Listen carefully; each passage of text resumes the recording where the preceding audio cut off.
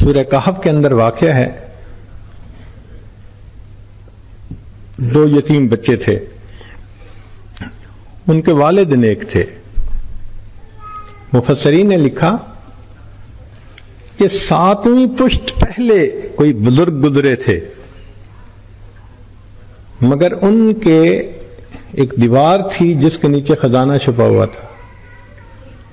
تو اللہ تعالیٰ نے خضر علیہ السلام کو اشارہ فرمایا کہ تم ان کی دیوار کو بناؤ، یہ گر نہ جائے، بچے چھوٹے ہیں اور کہیں لوگ ان کا خزانہ لے نہ لیں۔ موسیٰ علیہ السلام حیران تھے کہ ان لوگوں نے ہماری مہمان نوازی نہیں کی اور ہم ان کی دیوار بنا رہے ہیں۔ تو بعد میں انہوں نے ایکسپلین کیا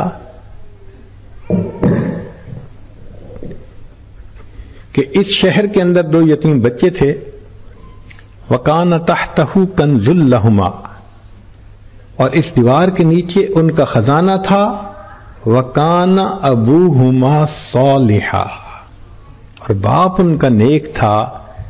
اللہ تعالیٰ ان کے خزانے کی حفاظت فرمانا چاہتے تھے۔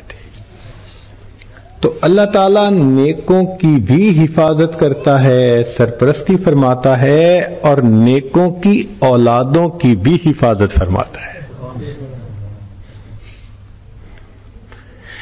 انفرادی طور پہ کوئی نیک ہوگا تو اللہ تعالیٰ اس کی سرپرستی فرمائیں گے، اور اگر اجتماعی طور پر کوئی قوم نیک بن جائے گی، اللہ قوم کو رزق کی کثرت عطا فرمائیں گے۔ چنانچہ قوم سبا ایک قوم گزری ہے، اتنے باغات تھے ان کے، اتنے باغات تھے کہ ان سے پھل ختم نہیں ہوتے تھے۔ اللہ تعالیٰ قرآن مجید میں بڑے عجیب شان سے ذکر فرماتے ہیں، لَقَدْ كَانَ لِسَبَإٍ فِي مَسْكَنِهِمْ آیَةٌ، ان کے لیے قوم سبا کے مساکن میں، گھروں میں بڑی نشانیاں ہیں۔ جنتان عن یمین و شمال، جن راستوں پہ چلتے تھے دائیں بھی باغ ہوتے تھے، بائیں بھی باغ ہوتے تھے۔ کلوا من رزق ربکم واشکروا لہ، تم کھاؤ اللہ کا دیا ہوا رزق اور اس کا شکر ادا کرو، تم اس کے گیت گاؤ۔ بلدۃ طیبۃ ورب غفور، کتنا پاکیزہ شہر ہے، اور ان کا رب ان کی خطاؤں کو معاف کر دینے والا ہے۔ تو اللہ رب العزت چاہتے ہیں کہ انسان نیک بنے اور میں اس کا سرپرست بنوں۔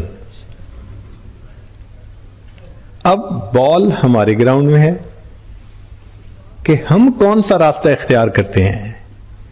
آپ بنی اسرائیل کی مثال دیکھیے کہ بنی اسرائیل نے جب نیکی کی تو پیغمبر اسلام نے دعا کی، ربنا انزل علینا مائدۃ من السماء۔ مائدہ کھانے کی چیز کو کہتے ہیں، اور یہ لفظ اردو پنجابی میں بھی استعمال ہوتا ہے۔ ہماری پنجابی زبان میں میدا کا لفظ استعمال ہوتا ہے، وہ مائدہ کا بدلا ہوا حرف ہے، میدا کھانے کی چیز۔ اللہ رب العزت نے 40 سال بنی اسرائیل کو صبح و شام رزق عطا فرمایا، کوئی کام نہیں کرتے تھے۔ جو پروردگار بنی اسرائیل کو 40 سال صبح و شام کھلا سکتا ہے، کیا امت محمدیہ کے ایک غلام کو محنت کرنے کے باوجود رزق نہیں عطا فرما سکتا؟ تو اللہ تعالیٰ کا وعدہ نیکوکاروں کے ساتھ ہے۔